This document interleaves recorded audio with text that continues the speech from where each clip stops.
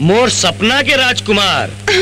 अच्छा, मोर खातिर जौन ते फाइट लड़े तो मोला अक्षय कुमार याद आ गए। वाह, मैं यहाँ तोर से मिलके शुक्रिया अदा करना चाहत हूँ। कॉलेज के बाद पलटू होटल के घुरवा तीर फवारा के पीछे मैं तोर इंतजार करी हूँ, सिर्फ और सिर्फ तोर। कवर बुलाए हस? मला कुछ कहना है। क्या कहना है? वही जो एक टूरा ला घुरवा के तीर में और फवारा के पीछे कही थे।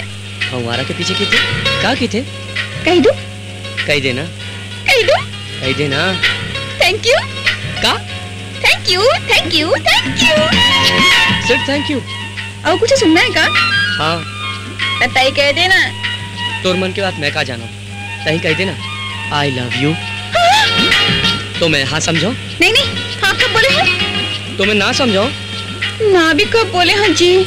मैं तो तोला चाहता हूँ, ते मोला नहीं चाहता तो मैं जाता हूँ। सुनता? क्या? हाँ हाँ हाँ। मर्डर से